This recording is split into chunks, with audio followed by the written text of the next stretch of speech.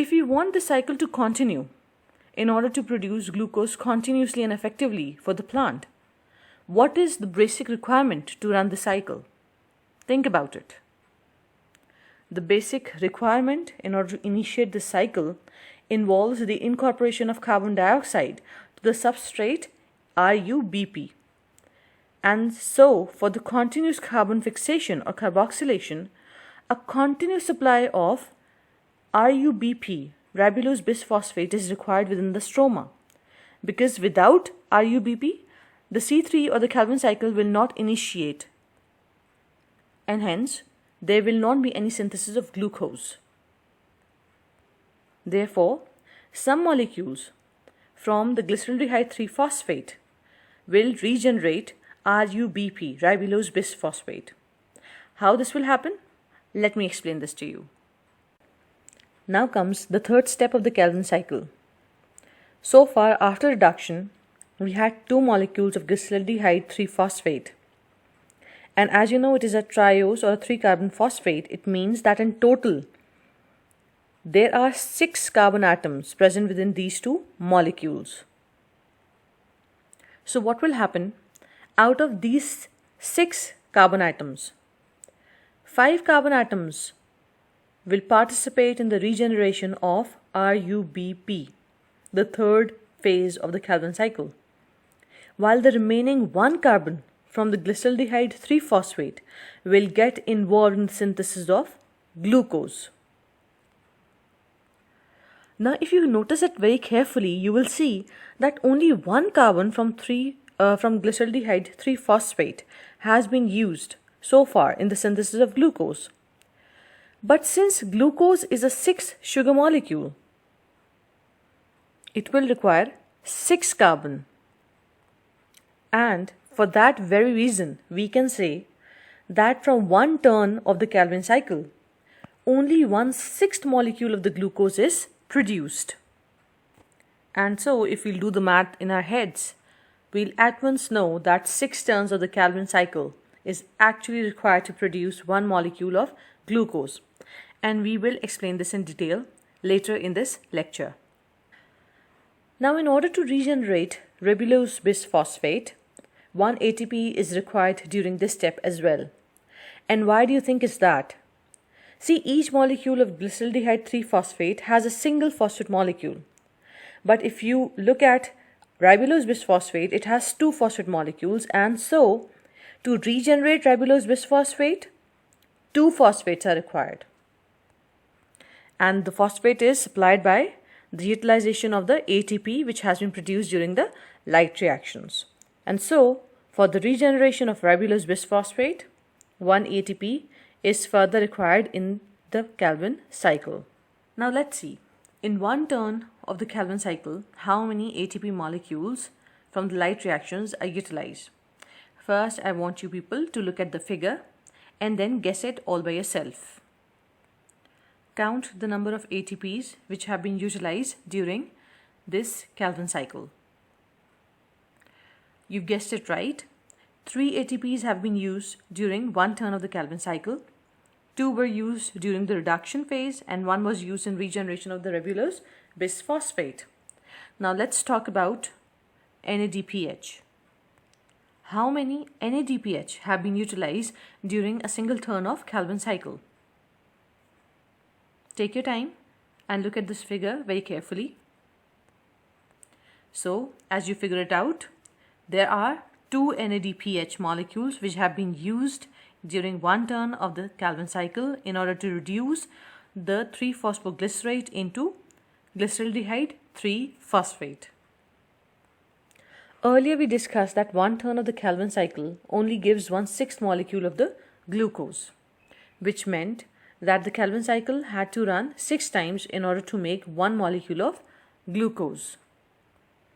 Now 6 turns of Calvin cycle means that 6 carbon dioxide molecules will be required to carboxylate 6 molecules of RuBP, ribulose bisphosphate, and that will ultimately generate 12 molecules of PGA, 3-phosphoglycerate, and the cycle will continue. So if we think it accordingly, Let's look out to how many ATPs will be utilized when the Calvin cycle runs 6 times to make one complete glucose molecule. Now I want all of you to do the math. The total number of ATPs that will be utilized when the Calvin cycle runs 6 times will be 18. Why?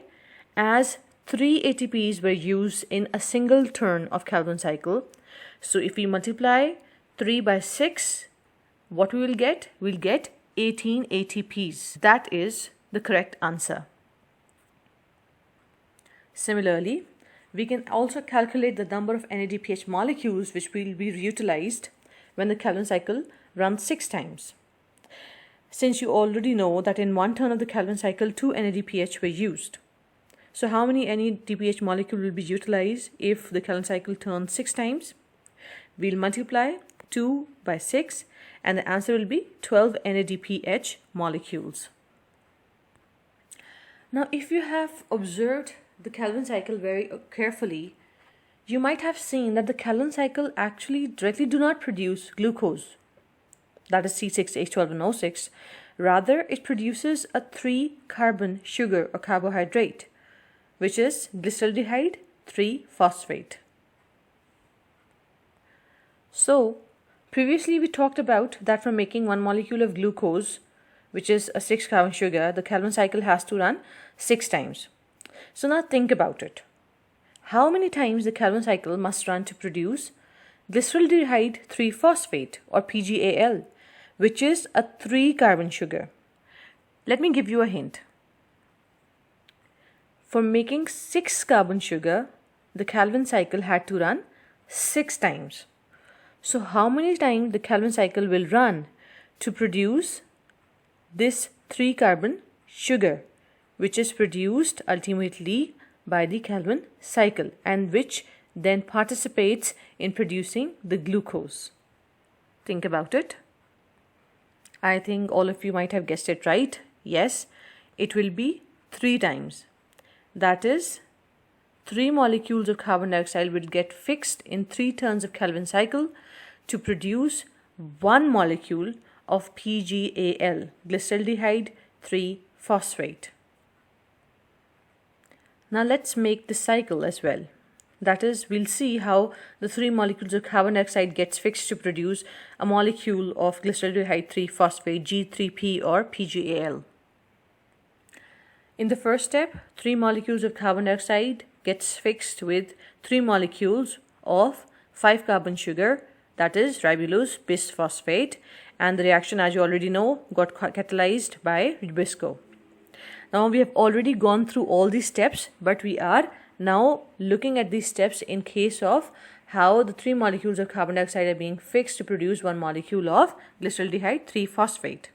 Since we had 3 molecules of the 6-carbon compound, when they split into 2, in total we got 6 molecules of the 3-carbon compound or PGA, that was 3-phosphoglycerate. That means we got 6 molecules of PGA, and this brought the end of the carboxylation step. After this, the reduction of the 3-phosphoglycerate or PGA will start. First, again, as we did earlier, ATP will be utilized to convert PGA into 1,3-bisphosphoglycerate, and since there were 6 molecules of PGA, so 6 ATPs will be utilized. These 6 ATPs will donate their 6-phosphate and the resultant molecules will be 6 molecules of 1,3-bisphosphoglycerate. After this, what will happen? These 6 molecules of 1,3-bisphosphoglycerate, they will get reduced to 6 molecules of PGAL or glyceraldehyde 3-phosphate. And how do they get reduced? By utilizing 6 molecules of NADPH. 1 molecule out of these 6 molecules of glyceraldehyde 3-phosphate gets separated and it participates in the synthesis of glucose. Whereas the remaining 5 molecules, as you can see in the figure, they get involved in regenerating the 3 molecules of ribulose bisphosphate. Now, as you can see, for the synthesis or for regenerating 3 molecules of RUBP, ribulose bisphosphate, 3 ATP molecules will also get utilized. This is similar to that which we have done earlier. We did one turn of the Calvin cycle first, then we talked and summarized about if the Calvin cycle runs 6 times to make a complete or 1 molecule of glucose, and now we are doing the same cycle in order to make half molecule of glucose, that is in order to make 3 carbon molecule, that is PGAL or glyceraldehyde 3-phosphate. Now let's summarize that to make 1 molecule of glyceraldehyde 3-phosphate PGAL, how much energy got utilized. As you can see, total 9 ATPs got utilized when the Calvin cycle ran 3 times in order to make 1 molecule of PGAL, which is a 3-carbon sugar. And this is in agreement to what we have studied earlier. That is, for making a 6-carbon sugar, that is glucose, the cycle had to run 6 times, and so a total of 18 ATPs were utilized.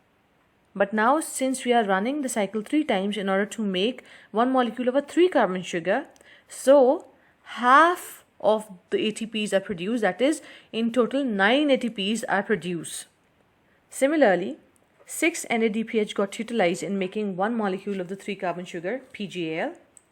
And this is similar to the results that we've done earlier. If you remember, in the first Calvin cycle that we did, we were studying a single turn of the Calvin cycle in which just 2 NADPH were utilized, and we made 1/6 of the molecule of glucose. Next, we studied that if 2 NADPH are produced in single turn of Calvin cycle, what if we run it 6 times? So a total of 12 NADPH will be utilized if the cycle ran 6 times. But now, when the cycle is running 3 times to make 1 molecule of a 3-carbon sugar, that is PGAL, how many NADPH will be used? 6. So a total of 9 ATPs and 6 NADPH are utilized in making 1 molecule of glyceraldehyde 3-phosphate. I hope all the concepts are clear to you now. But for further clarity, go through the entire content again. Do take very good care of yourself. Allah Hafiz.